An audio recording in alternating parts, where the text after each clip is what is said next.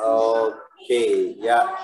Selamat berjumpa rekan-rekan semua di diskusi Rumah Buku Teologi. Saya Ian Kalampung, host Rumah Buku Teologi, mengadakan channel ini untuk menjadi tempat diskusi orang-orang yang tertarik dengan buku-buku teologi dalam pengertian yang paling luas.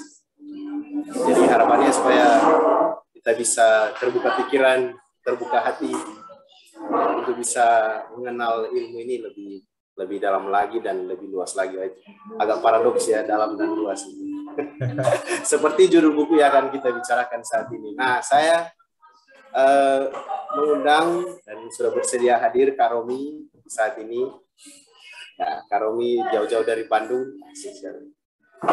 Sekarang mengajar di Sekolah Tinggi Teologi Bandung, alumni Duta Wacana juga, kakak tingkat saya waktu studi S2. Nah, tanpa berlama-lama lagi, kita akan berdiskusi bukunya hari ini, ngobrol-ngobrol santai, bukunya Richard Kearney yang berjudul The God Who Made Me. Oke. Ini saya coba share cover bukunya. Kelihatan nggak, Kak? Kelihatan. Oke, ya. Cuma ingin nunjukin aja dulu cover bukunya. Ya, soal isi nanti kita langsung aja ya bicara soal buku ini. Mungkin untuk membuka diskusi ini, saya mau tanya-tanya sedikit dulu dari ke Kak Romi. Kira-kira apa insight atau kesan-kesan yang Kak Romi dapatkan ketika Kak Romi membaca bukunya Richard Kearney ini? Silakan, Kak. Ya, thank you Jans untuk banyak hal yang baik ya ketika mengadakan diskusi-diskusi seperti ini ya, memacu kita untuk terus berpikir. Saya cukup terkesan dengan bukunya Kearney atau mungkin dengan pribadinya Kearney ya, karena saya dari peminat cultural studies ya, kajian budaya, semiotika dan lain-lain kawan sebagainya, atau tradisi filsafat kontinental. Jadi baca Kearney itu seperti kembali ke rumah gitu ya, kembali ke rumah karena banyak hal yang menarik ya. Ya, seperti halnya banyak tradisi postmodern atau poststrukturalis, maka pendekatannya selalu multidisiplin dan terbuka ya. Terbuka dan akhirnya bisa memunculkan banyak hal yang baru. Banyak hal yang baru, banyak yang unik dan kreatif. Tentunya tidak sembarangan mencangkokkan, tetapi dibuat dengan sangat ilmiah dan akademis. Nah, Kearney punya skill yang mumpuni untuk melakukan itu. Kalau dilihat di Wikipedia, Kearney ini memang sebenarnya kan filsuf ya, filsuf bukan teolog ya, filsuf dari Irlandia begitu. Dan sekarang mungkin sudah umur sekitar 76 atau 77 ya, sudah cukup tua. Tapi buku-bukunya kalau kemarin saya sempat searching ya, itu mungkin sekitar 23 buku. Dinamikanya banyak ya, ada novel, ada puisi gitu ya. Dan kalau baca judul-judulnya, orang-orang yang peminat kontinental atau poststrukturalis itu sangat tertarik ya, umpamanya tentang imajinasi gitu ya, atau tentang sentuhan. Itu kan kajian-kajian yang banyak kita pakai di dalam tradisi kontinental, hal yang sangat kita hidupi keseharian. Nah, khusus untuk buku ini karena irisannya itu dengan dunia teologi, karena ini kita sama-sama bergerak dari pendekatan teologis ya Yan ya. Maka ini menarik sekali ketika membaca Kearney dan sangat fasih menggunakan tafsir biblis ya, tafsir biblis yang kreatif terhadap beberapa teks-teks biblis dan juga konsep-konsep teologi yang dipadukan dengan tradisi kontinental. Dan itu menjadi kaya sekali dalam banyak aspek. Mungkin kesan saya begitu, Jans ya. Thank you. Ya, mungkin Kak Romi bisa bercerita sedikit. Kira-kira apa aja poin-poin gitu nggak perlu mungkin seluruh, tapi poin-poin yang argumentasinya Kearney yang menurut kami itu menarik sekali dan memicu pemikiran-pemikiran tertentu dari diri Karol. Ya, pertama-tama kalau kita kembali ke ini, kalau dalam karya academic writing itu kan ada thesis statement ya. Jadi ada tesis utama dia itu kan kelihatan bahwa dari judulnya aja ya. Judulnya itu saya coba, ini boleh share screen ya Yan?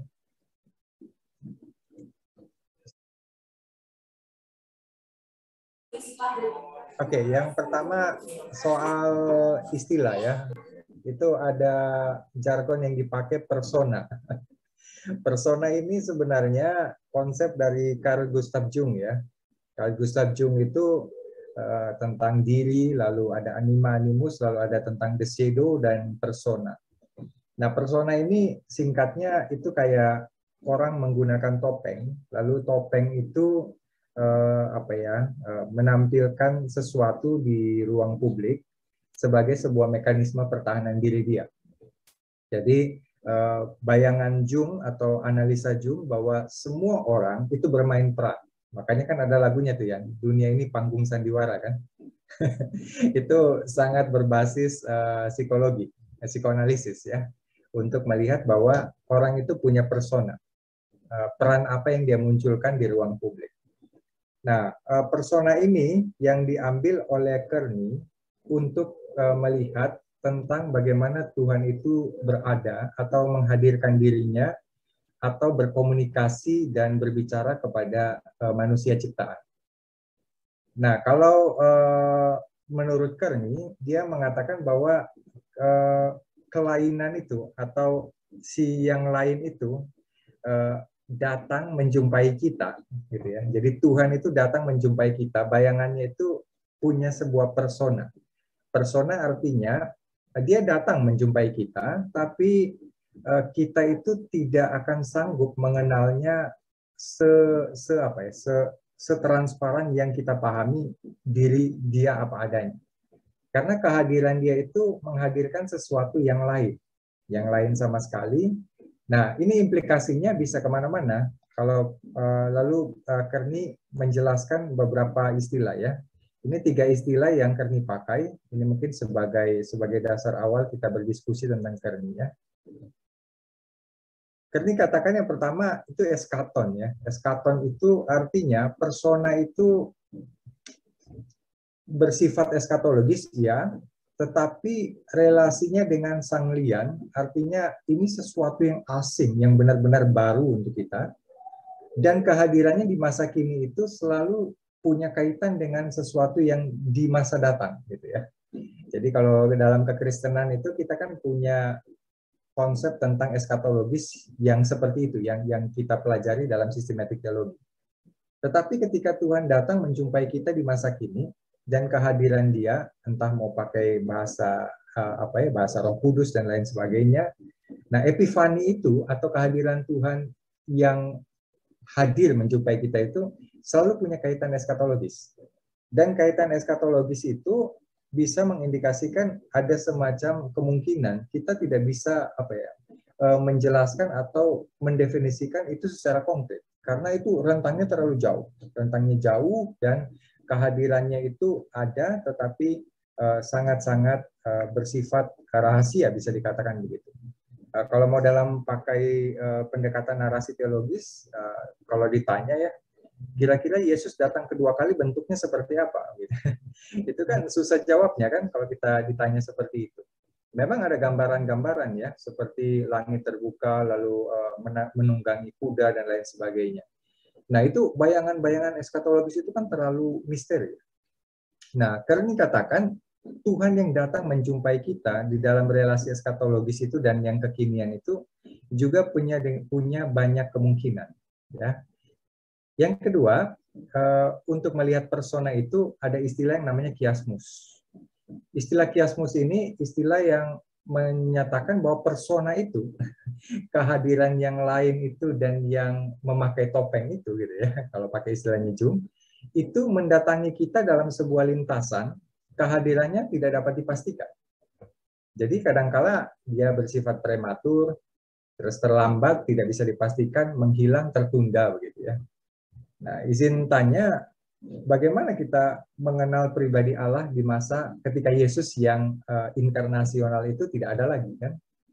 Nah, kita bilang melalui iman di dalam Yesus, lalu kita percaya Roh Kudus berbicara kepada kita. Tetapi kan itu tidak sekonkret yang kita pahami, gitu ya. Nah, mungkin secara logika ini bisa dikatakan begini ya, bahwa kalau sesuatu itu terlalu dikonkretkan, maka dia kehilangan daya kuasanya, gitu ya.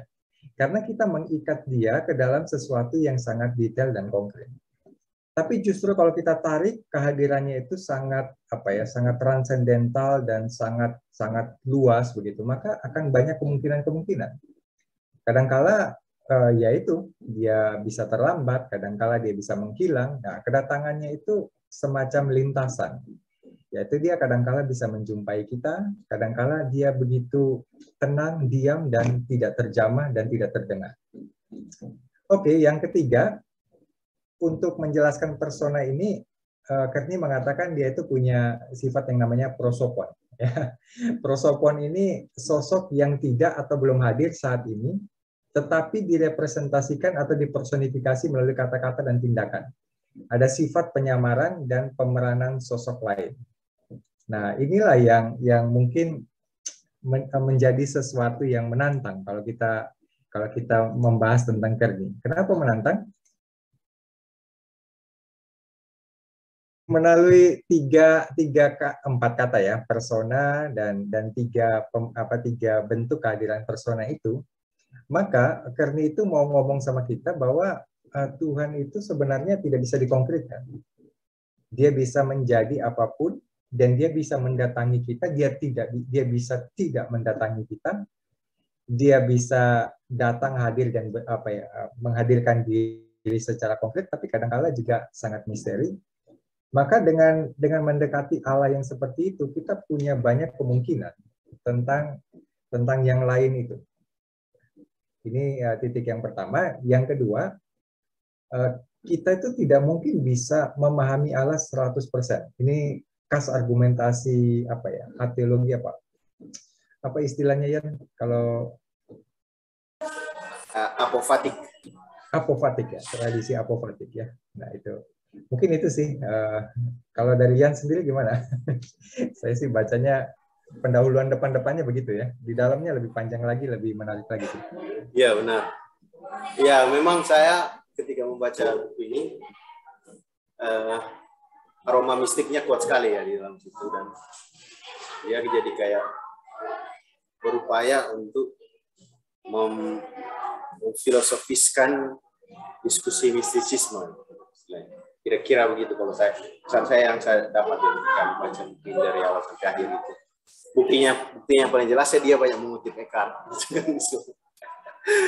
Ya, kan saya sedikit banyak pernah menulis tentang Eckhart, melakukan riset tentang Eckhart. Memang kesan pertama dan dia untuk melengkapi apa yang Kak Romi jelaskan tadi, kesan pertama memang saya melihat upaya Courtney ini, dia seperti seseorang yang berupaya lepas dari paradoks teologi mistik.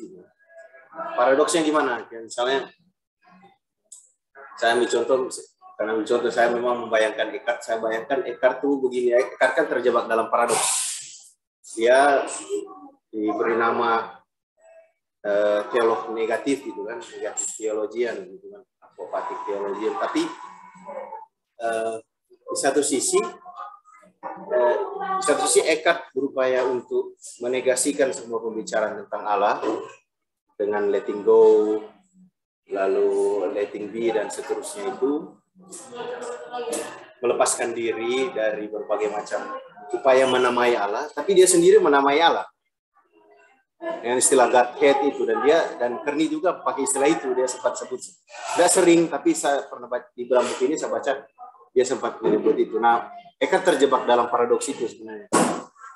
Dia coba negatif, tapi di sisi lain dia tetap berusaha untuk, bukan berusaha, tanpa sadar dia mungkin ya, atau paling tidak menurut saya orang-orang yang menamai dia sebagai teolog negatif itu keliru. Bisa jadi mungkin Eckhart tidak masuk dalam kategori manapun gitu kan istilahnya. Nah, Kearney di sini coba lepas dari paradoks itu dengan menekankan pose ini. Pose sebagai kontras dari ese. Dan saya kira orang mistik seperti Eckhart juga tidak berani membatasi bahwa diskursus tentang Allah itu sudah fix seperti ini. Dia tetap membuka possibilities lain gitu. Dan yang baru dari Kearney ini menurut saya adalah upaya dia untuk memberi semacam landasan filosofis terhadap upaya memungkinkan Allah ini.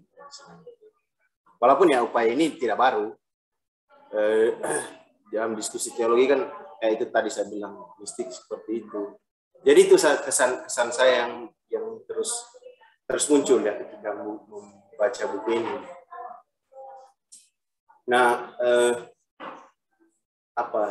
di kesan yang kedua yang saya dapatkan ketika membaca buku ini adalah pikir-pikir saya ketika sebelum saya membaca secara utuh. Saya baru membaca secara utuh buku ini setelah nanti bersedia untuk berdiskusi dengan Karol ini. Tapi saya sudah beberapa kali mendengar orang kutip-kutip Kearney ini, gitu. Karena kayaknya dia kayak istilah teopoetik sih, kan itu sudah jadi semacam bidang baru. Kelihatan seperti bidang baru teologi gitu. Sekarang orang pakai istilah teopoetik itu kan dia sebut-sebut di sini juga. Jadi Kearney jadi semacam fondasi untuk membuat jalur baru dalam upaya berteologi. Pikir saya gitu kan, upaya untuk di satu sisi menegasikan tapi di sisi lain mempositifkan gitu kan. Menegasi dalam arti dia coba lepas dari diskursus kaku mengenai Allah sebelumnya dan coba membuka kemungkinan baru. Dan Kearney itu menurut saya ya tidak baru gitu. Dalam era-era sejarah Kekristenan yang dilakukan para teolog adalah sebenarnya seperti Kearney ini, membuka kemungkinan baru untuk bicara tentang Allah gitu kan. Jadi gereja mula-mula punya diskusi lain, abad pertengahan, dan kita tidak pernah sampai pada kesimpulan begini tuh Allah. Allah itu begini, enggak kan? Orang selalu punya diskursus yang baru. Jadi dalam pandangan saya itu seperti, tapi yang memang jadi kesan saya pertama ya nggak ada yang baru kayaknya. Tapi setelah saya membaca buku ini memang yang baru dari Kearney ini dia membawa diskursus ini ke dalam ranah filsafat agama. Kayaknya bisa kira. Walaupun tendensinya yang paling besar dia sempat menyeberang sedikit ke agama lain, tapi tendensi kekristenannya kan kuat dalam tulisan ini. Nah itu saya lihat di YouTube dia masih memegang iman Katoliknya dengan setia sampai sekarang kan, dia tidak terjebak dalam ateisme gitu. Saya belum membaca buku-buku Kearney yang lainnya, tapi kesan saya sih begitu. Ada yang menarik sih Yan, kalau lihat beberapa urutan dan juga beberapa narasi yang dia pakai gitu kan ya. Jadi narasi yang dia pakai itu dia itu narasi benar-benar narasi biblis. Saya rasa di dalam cultural studies juga banyak yang membahas narasi biblis karena memang konteks barat ya.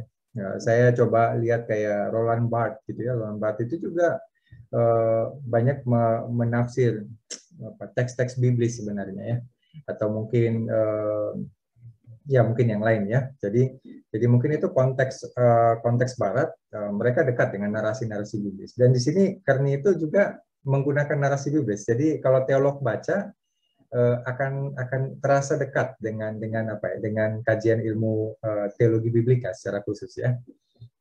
Ada beberapa yang dia pakai. Yang pertama kisah tentang apa ya, semak yang terbakar itu ya. Semak yang terbakar ketika Musa berjumpa dengan Allah di dalam semak yang terbakar gitu kan. Nah, di situ kan juga ditegaskan bahwa Tuhan itu bisa jadi apapun gitu ya. Bisa berbentuk seperti semak api yang terbakar. Semak yang terbakar itu kan sesuatu yang di luar imajinasi kan. Kok bisa ada semak menjumpai Musa di dalam kondisi yang seperti itu dan berbicara secara jelas, aku adalah aku begitu ya. Nah, dan di sini Kearney juga menafsirkan bahwa aku itu bisa menjadi apapun begitu ya. menjadi I am who, maybe gitu ya. Saya adalah siapapun begitu, bisa jadi apapun, menjadi semak terbakar dan lain sebagainya. Dan itu dia pakai cerita itu untuk menggambarkan, menegaskan tesis dia tentang itu. Bahwa Tuhan bisa jadi apapun dan dia bisa memanggil siapapun untuk bisa melakukan tugas apapun dengan cara apapun. Nah, jadi itu kan di luar pikiran Musa ketika dia membayangkan Tuhan yang esa itu jadi seperti apa. Dan sekarang di depan mata dia itu mewujud seperti semak duri yang terbakar dan tidak habis. Lalu cerita yang kedua kan cerita tentang kisah Yesus di atas gunung itu. Transfigurasi Yesus. Nah, ini kan lagi Jumat Agung ini ya. Jadi cuma kita dibawa ke dalam lintasan mengingat Yesus di atas gunung. Dan dia mewujud seperti itu dan dia berubah seperti itu gitu ya. Dan itu menarik sekali. Itu banyak refleksi dan makna di balik transfigurasi Yesus. Dan Kearney memakai itu untuk memperlihatkan bahwa yang ilahi itu bisa mewujud dan bisa berubah gitu ya. Dari manusia kepada yang ilahi dan sebaliknya begitu. Dan yang ketiga yang juga menarik ketika dia ngomong tentang desiring God ya. Desiring God itu dia cerita tentang bagaimana kisah Kidung Agung ya. Mencintai ya, mencintai. Jadi kalau orang itu, ini yang mungkin sangat menggetarkan hati saya ketika dia ngomong tentang desiring God, mendambakan Tuhan itu ya. Mendambakan Tuhan di dalam basis teori dia itu bahwa ketika kita mencintai itu ya, kehadiran Tuhan itu mendatangi kita. Tuhan yang cinta kepada kita itu juga datang ya, menampakkan diri, mewujud dan juga menyapa kita. Dan kita itu juga mencintai dia ya, mencintai dia dan mendambakan. Jadi epifani itu benar-benar ada dalam kerinduan kita. Kalau kita benar-benar katakan kita ini memiliki apa yang ilahi itu dalam diri kita, gitu. Maka kita itu senantiasa mendambakan untuk bisa datang kepada dia, dan seterusnya.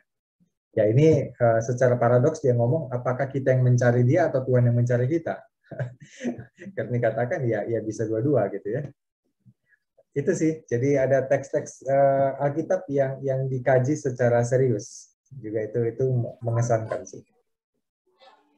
Iya, memang wah serius sekali memang dia baca teks itu. Jadi kayak teks Keluaran itu, lalu apa tadi yang Karo bilang transfigurasi, terus teks Kidung Agung. Dan memang ketika saya membaca khususnya penjelasan dia tentang Keluaran itu menarik sekali karena ketika mulai pertama kan saya lihat begini dia bicara soal Keluaran 3 ayat 14 ini langsung teringat waktu saya saya pernah belajar penafsiran seorang tokoh kontemporer Yahudi namanya Jonathan Sacks, almarhum, dia Chief Rabbi di United Kingdom. Dia menginterpretasi teks ini dan Keluaran 3 ayat 14 ini pengakuan, kalau di terjemahan baru kan kita bilang aku adalah aku kan di situ. Tapi kalau secara gramatikal memang sebenarnya ey asyir he itu bentuk future. Jadi bukan I am who I am, tapi I am who I will be. Terus implikasinya gimana tuh kalau saya katakan? Jadi dia bukan sesuatu yang statis gitu. Kalau ketika di momen itu Allah mengakui aku adalah aku, dan di momen itu saja Allah yang muncul sehingga itu adalah Allah di waktu itu.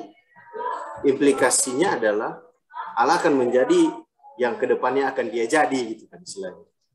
Jadi tidak bisa distatiskan bentuk Allah itu, siapa Allah itu, pengakuan Allah itu tidak bisa distatiskan dan tidak bisa dibatasi ya. Secara simpel memang masuk sekali dengan penjelasannya Kearney ini bahwa, dan dia kutipkan di dalam buku ini, tapi memang dia kutip si Rashi itu kan dari abad pertengahan kalau nggak salah, cuman dia tidak sebut soal kajian gramatikal ini, sejarah gramatikal. Saya tidak tahu ya, saya baca terjemahan Protestan gitu, mulai dari bahasa Inggris kemudian masuk ke Indonesia, memang terjemahannya I am who I am. Tapi yang paling cocok sebenarnya I will be what I will be. Oh, I will be what I will be. Iya, Ya. iya itu secara gramatikal. Jadi Allah memang kalau dalam pengakuan di dalam cerita ini kan, bagi para penonton yang mungkin sedikit lupa, kan ini cerita tadi kalau gue bilang di Burning Bush itu kan waktu Allah suruh Musa untuk pergi membebaskan umatnya, jadi alat pembebasan Allah untuk umat Israel kan. Musa bertanya, lalu saya harus bilang siapa yang mengutus saya gitu kan. Secara tidak langsung kan dia bertanya, ini siapa yang suruh saya, siapa sih lo gitu kan istilahnya. Nah, karena kayaknya ya nama itu kan penting, dan saya datang atas nama siapa itu menentukan otoritas saya gitu. Nah itu rupanya jawaban secara tekstual tadi I will be what I will itu membawa dalam batas tertentu membawa kekaburan, ketidakjelasan sebenarnya, bahwa kayak kalau di Indonesia mungkin ya usah imajinatif itu kayak ya nantilah lihat gitu Allah yang bagaimana itu kan kira-kira. Kayaknya kalau saya mikir-mikir secara simpel ya. Tapi di sisi lain memang terbuka ya. Jadi terbuka. Ya, dia memang membuka. Dia tidak mengunci konsep Allah tertentu di momen itu. Tapi yang membuka Allah itu akan terus menjadi ke depannya. Nah, di sisi lain menurut interpretasi Rabbi Jonathan Sacks ini membawa hope, membawa harapan bagi orang-orang yang mendengar ini bahwa Allah akan terus ada bersama gitu. Apapun bentuknya gitu, kira. Jadi kayaknya kalau ini jadi semacam perdebatan juga kan soal teologi, misalnya Allah yang keras, Allah yang pejuang, Allah yang bagaimana gitu kan. Pada momen-momen tertentu kan kita butuh semacam gambaran Allah yang berbeda dari momen yang sebelumnya misalnya. Ketika misalnya saya dalam duka, saya butuh Allah yang misalnya Allah dalam bentuk sahabat, Allah bukan Allah yang marah-marah gitu kan. Nggak cocok lah konteksnya. Jadi kayak begitulah. Jadi Allah itu bisa menjadi apapun yang Allah inginkan ke depannya, ke future. Itu sih yang dan si Kearney dia tidak menyinggung ini, cuman memang ketika dia mengutip Rashi di dalam bukunya itu dia langsung, dan memang kayaknya begitu kalau Allahnya orang Ibrani itu begitu. Mereka tuh kayaknya sudah lumayan lama berdamai dengan gambaran Allah yang plural. Oh. Jadi kalau baca Hebrew Bible sendiri kan gambaran Allah itu macam-macam, tidak tunggal gitu. Walaupun tentu saja dalam aliran-aliran tertentu ada penekanan misalnya Allah yang Yahweh as a warrior gitu kan, kalau bukunya Walter Brueggemann itu kalau baca beberapa Allah yang cukup menonjol. Tapi kalau lihat secara langsung kayak teks-teks itu sendiri kita baca ya gambarannya kan lumayan beragam di situ. Terlepas dia kalau kita masuk ke Perjanjian Baru ada gambaran Allah lain yang berbeda lagi, tapi Hebrew Bible itself gitu pada dirinya memang sudah lumayan beragam. Jadi ini hubungannya dengan Kearney tadi itu, saya kira memang Kearney sengaja mengambil gambaran ini karena memang ini gambaran yang cukup kuat itu untuk menggambarkan. Terlepas dari kalau misalnya dia masuk ke dalam diskursus sosiologis atau antropologis kan, nama Allah sekarang ini kalau misalnya nggak salah ingat itu kan ada 2.000-an lebih. Nama Allah itu ada 2.000-an lebih dalam catatan sejarah itu. Jadi cara seorang memahami melihat Allah itu udah beragam itu, dan tidak ada orang yang bisa memfikskannya. Jadi sebagai orang yang sempat belajar kajian Alkitab ya, saya melihat memang interpretasi ini memang masuk dalam kategori interpretasi filosofis. Kayak transfigurasi, lalu tadi teks Keluaran 3 ayat 14, kemudian Kidung Agung itu, walaupun dalam beberapa hal ya masih agak tradisional. Cuma ya kita tidak bisa maksudnya menuntut dia untuk bisa advance dalam ilmu biblika itu.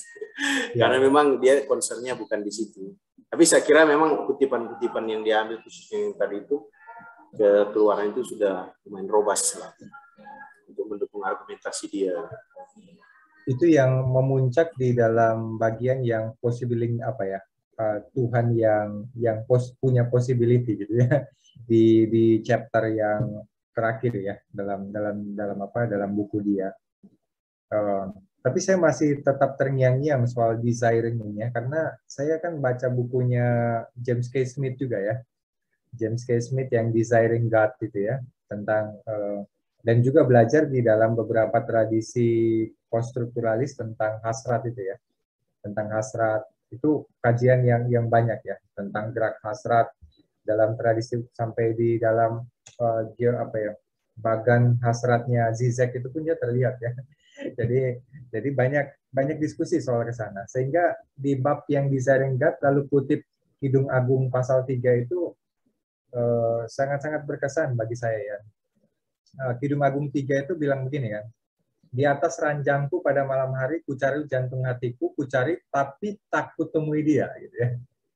Nah ini kan tidak kutemui ini kan menarik untuk bisa memikirkan bahwa kita kan selalu mikir kalau Tuhan itu selalu hadir bersama kita gitu ya. Tapi kadangkala Tuhan itu ya tidak ada dengan kita di ranjang itu begitu. Lalu orang ini di dalam Kidung Agung ini mencari jantung hatinya itu. Nah, mencari jantung hati itu desiring itu ya. Desiring itu lalu sampai dia bertanya kemana-mana, di mana jantung hatiku? Lalu ayat 4 dia ketemu dengan jantung hati itu dan dia katakan ku pegang dan tak ku lepaskan sampai ku bawa dia kembali ke rumah ibuku. Nah, saya ingat juga ayat yang lain bilang begini ya. Berbahagialah orang yang suci hatinya karena mereka akan melihat Tuhan. Ya, mereka akan melihat Tuhan. Gitu ya. Nah itu ayat itu saya renung-renungkan apa benar ya kita bisa lihat Tuhan gitu ya. Kata Yesus di Matius 5 itu kan. Nah ini kan kita coba tarik ke dalam refleksi-refleksi pribadi ya. Sekarang Yesus yang fisikal itu kan sudah nggak ada gitu ya. Lalu kita pakai basis teorinya Kearney ini untuk membayangkan Tuhan yang possible itu menjumpai kita. Ya kita punya kecintaan kepada Tuhan, desiring gitu ya. Kita mendambakan Tuhan, bahkan cinta itu kuat seperti maut, katanya Kidung Agung. Seperti Kidung Agung 3 ini, dia mencari, kita cari Tuhan kan. Saya rasa pendekatan ini kan sangat teologis banget ya. Orang yang semakin dalam teologisnya kan semakin berdebar-debar untuk senantiasa mengenal Tuhan dan mencari Tuhan. Nah pertanyaannya kita bisa temukan nggak?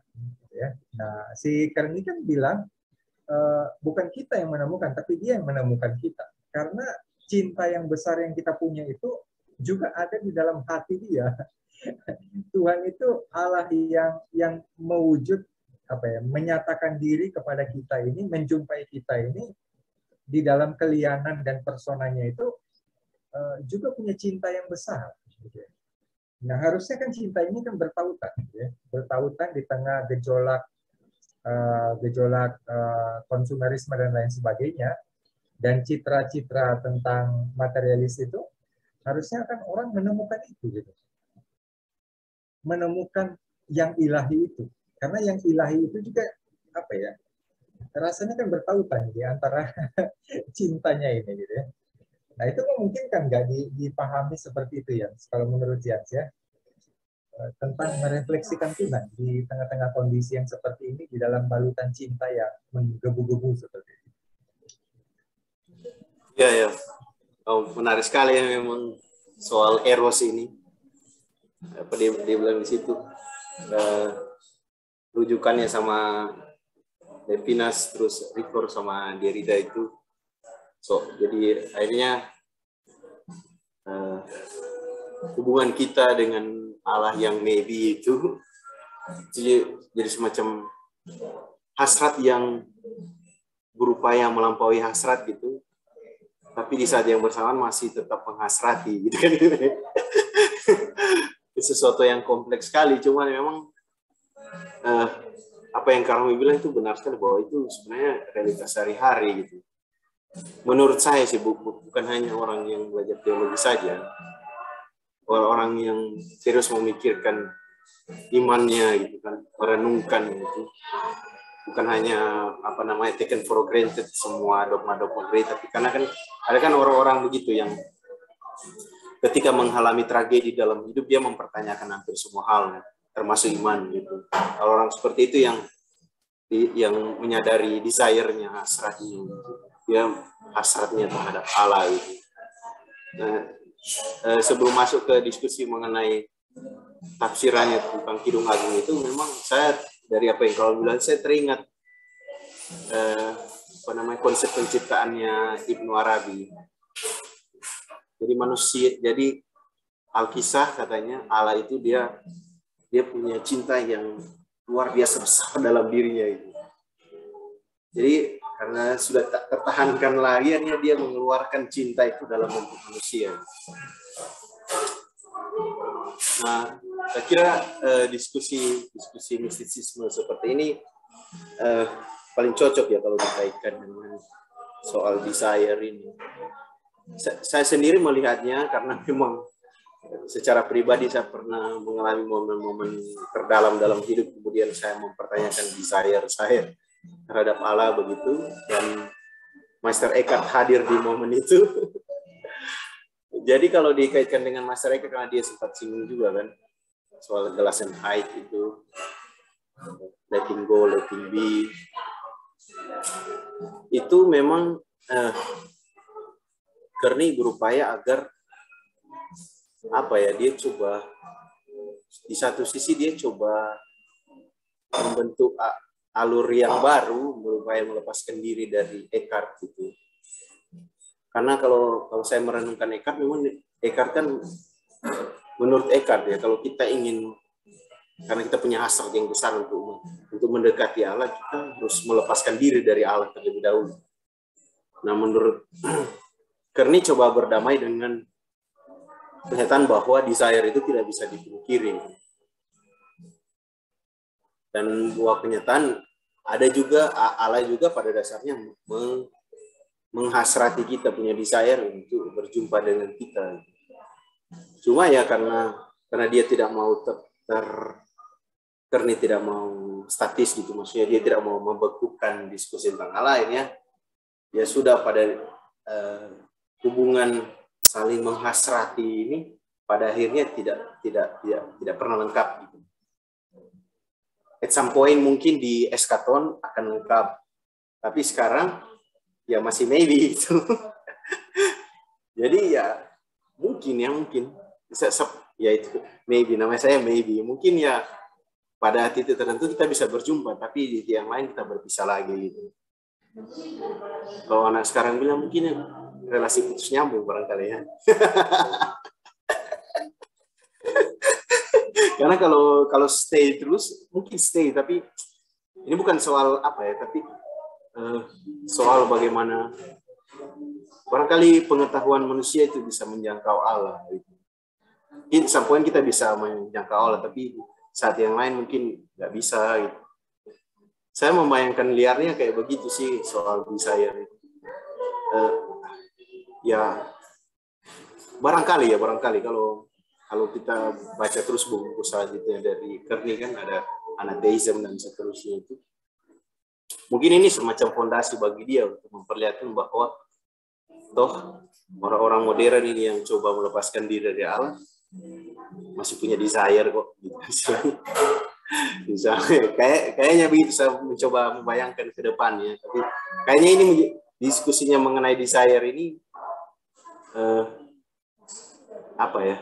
penting bagi kita dan membuat diri kita coba ya, kayak ada beberapa teman yang bicara dengan saya soal mereka sementara bergumul mengenai Allah yang mereka terima sekolah minggu dan seterusnya gitu.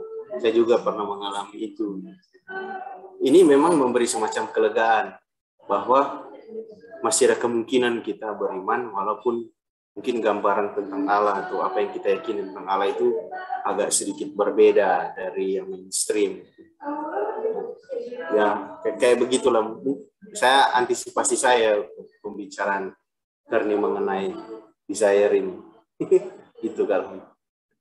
Kalau saya melihat ke sisi yang kan begini ya, ya perdebatan panjang lah. Apakah pengetahuan itu ada di dalam subjek atau ada di dalam empiris begitu kan? Yaitu diskusi lainnya. Tapi setelah membaca Kearney, khususnya poin yang desire itu, saya punya semacam keyakinan bahwa yang ilahi itu ada di sekitar kita, begitu ya.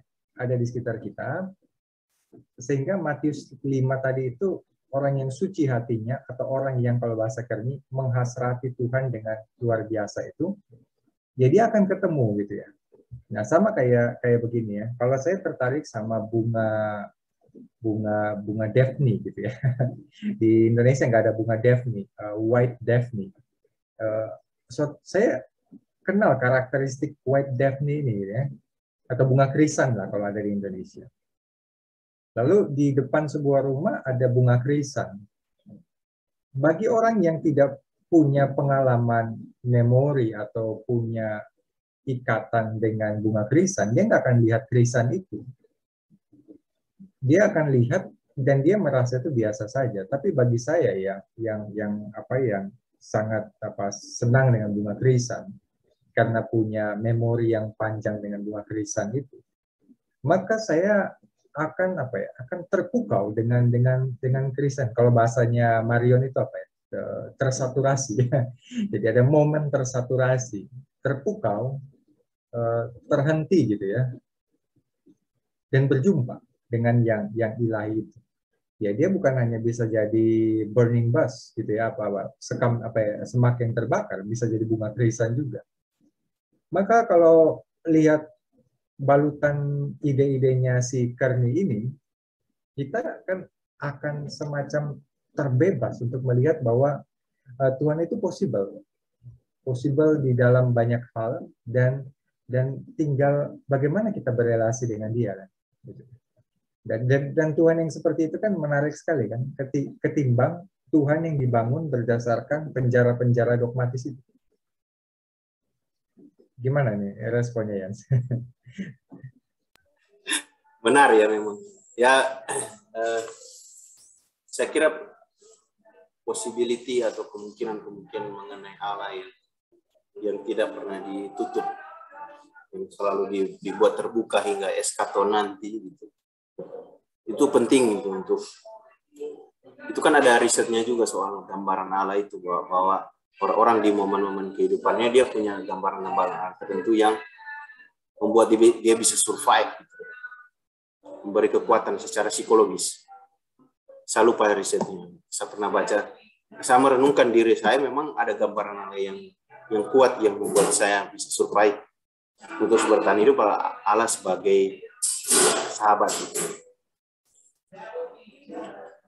Jadi saya melihat Allah itu termasuk dalam hal ini Yesus gitu, adalah bagian dari teman saya ngobrol, teman saya bergaul, menemani saya dalam suka dan duka, dan itu membangun semacam resiliensi psikologis bagi saya gitu.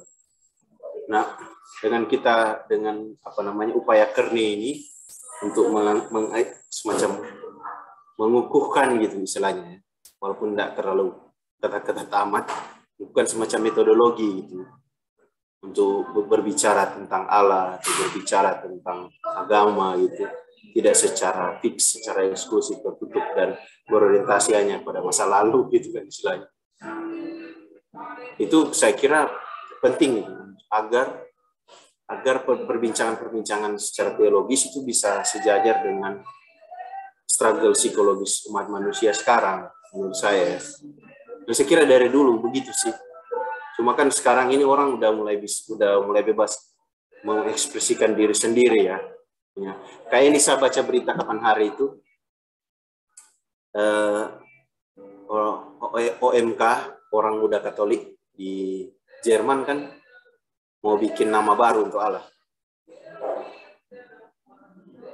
Mereka mau coba meninggalkan gambaran tentang Allah kakek tua, rambut putih, orang kulit putih. Mereka mau tinggalkan gambaran Allah seperti itu dan membuka diri terhadap gambaran Allah yang beragam yang muncul sekarang. Itu mereka pakai istilah God plus. Wow. God God pakai plus, ya. ya God plus gitu. Maksudnya gambaran Allah itu secara plural istilahnya. Ada kan kayak yang pengaruh apofatik yang kuat, orang kan nggak menyebut Allah, nggak menyebut God, tapi G terus bintang baru huruf D gitu.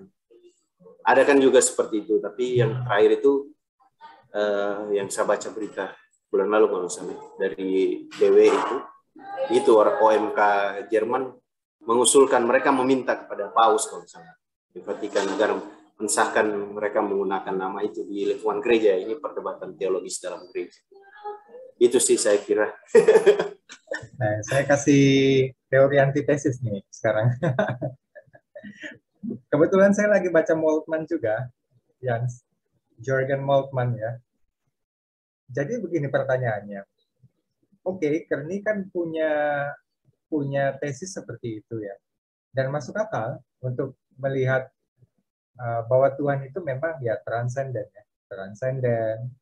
Ketransendenannya itu mendatangi kita tetapi dalam bentuk persona ya. Artinya ya itu tadi apofatik ya. Kita nggak mungkin kenal dia seutuhnya. Jadi kalau persona itu orang pakai topeng, di balik topeng itu kelainan dari yang lian gitu ya. Kalau Levinas itu kan kelihatannya jelas ya. Ketika kita melihat enigma wajah, kita membayangkan sesuatu tautan yang jejak yang tidak terbatas yang bisa dipahami gitu kan.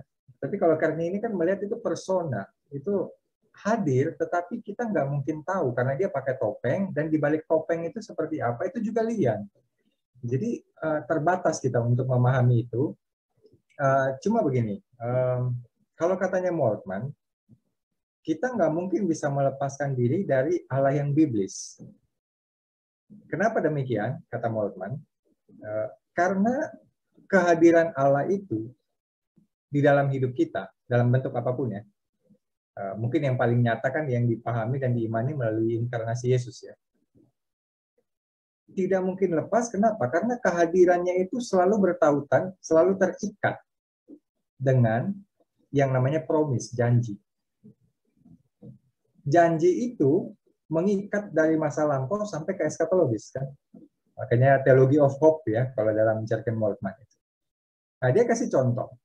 Ketika Abraham itu mendapatkan janji itu lalu berjumpa dengan 3 orang atau kehadiran Tritunggal, biasa ditafsir di dalam Perjanjian Lama kan. Dan waktu dia datang, dia benar-benar tidak paham, tidak tahu, tetapi dia sebenarnya punya semacam ikatan batin karena memang ada ikatan perjanjian itu yang membangkitkan semua memori dia, semua pengetahuan dia tentang bahwa ini yang ilahi yang datang menjumpai saya. Dia kan nggak pernah ketemu Tuhan itu secara nyata kan sebelumnya kan, beda kayak Musa kan melihat begitu.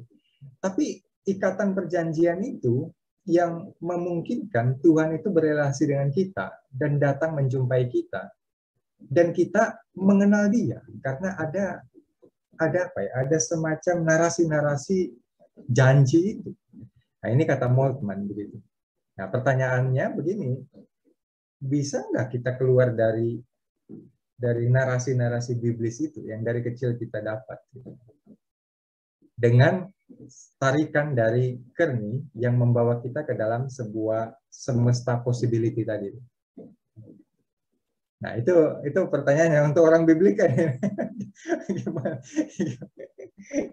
Iya. Menarik sekali memang soal janji ini. Saya sini belum baca secara utuh ya soal Theology of Hope itu Moltmann. Cuma kalau dari penjelasannya Karomi kan kesannya janji itu kan sudah ada di masa lalu, covenant kan istilahnya. Dan itu mengikat untuk seterusnya. Kalau dibenturkan secara positif dengan Kearney, dia kan sempat menyinggung promise itu. Cuman kayaknya sama menangkap promise-nya itu di eskaton. Jadi kesan saya dari penjelasan Karomi lalu membandingkan dengan pembacaan saya terhadap Kearney, ada 2 orientasi promise di sini. Kalau Moltmann itu punya promise di masa lalu, kesannya ya, yang mengikat sampai seterusnya. bagi apa namanya,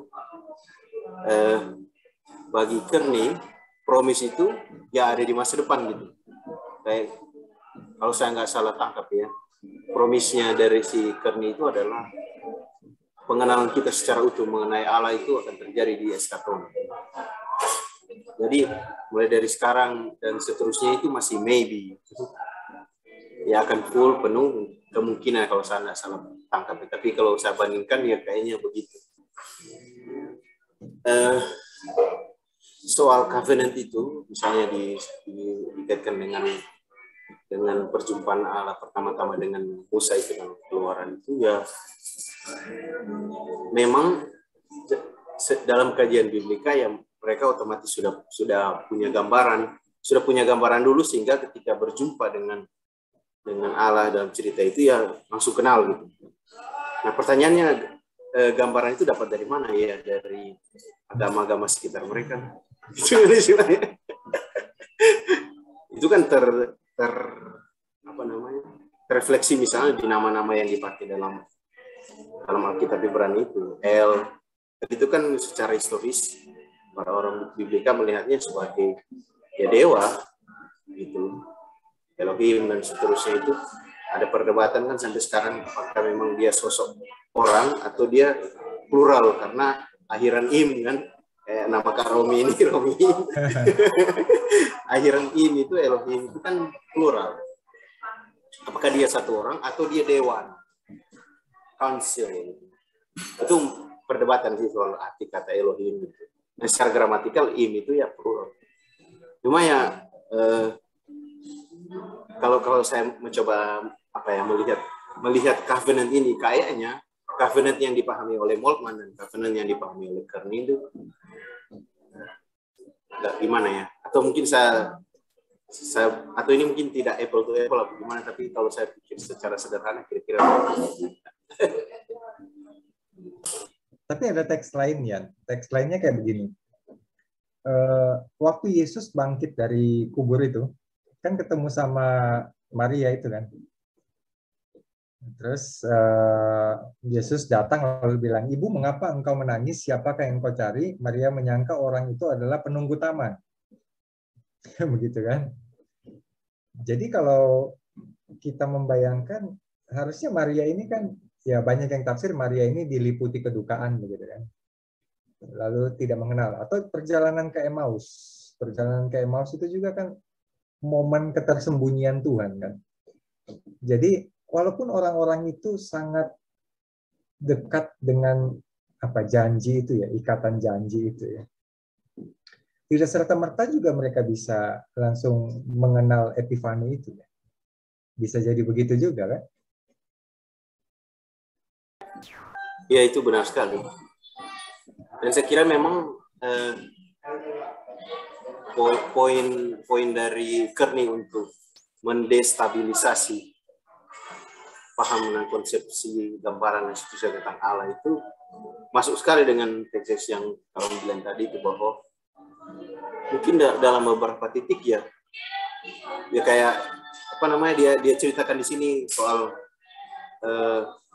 Yesus yang sudah bangkit terus mau berjumpa dengan murid-murid, bukan mau berjumpa dengan murid-murid, lalu tidak ada yang kenal kalau kecuali Petrus. Terus Yesus memberi petunjuk, lempar jala dan seterusnya. Terus di akhir cerita Yesus menyediakan breakfast, makan untuk mereka dan seterusnya di pesisir pantai dan seterusnya. Itu kan yang mengenal Yesus hanya Petrus, yang lain nggak mengenal. Jadi mungkin memang ini merupakan upayanya Kearney di satu sisi untuk mempluralkan gitu, karena memang plural gitu orang ya kenyataannya memang begitu. nggak ada orang yang oke, kita punya dogma gereja dan seterusnya, tapi orang-orang kan punya semacam pemaknaannya masing-masing, nggak bisa disamakan. Kalau kita samakan semua ya agak kolonial juga gitu. tapi ya itu, atau gimana kalau melihatnya? Kita pakai contoh yang lain ya. Ini contoh yang kontemporer. Kan banyak orang mimpi kan dibawa ke surga itu. Nah, kalau kita pakai Kearney kan possibility kan? Kita nggak boleh nolak itu kan, kalau memang kita pakai Kearney kan. Dan lalu dia mimpi ke sana, ada orang nih, perempuan mimpi waktu COVID ya, lalu dia mati, lalu hidup kembali, lalu ketemu dengan Yesus di sana, lalu ngomong tentang segala macam tentang COVID begitu ya. Rohnya di sorga dan sebagainya. Kan banyak orang menegaskan begitu. Lalu dia mendeskripsikan Tuhan yang dia temui di dalam kematian atau di dalam momen epifaninya itu begitu ya.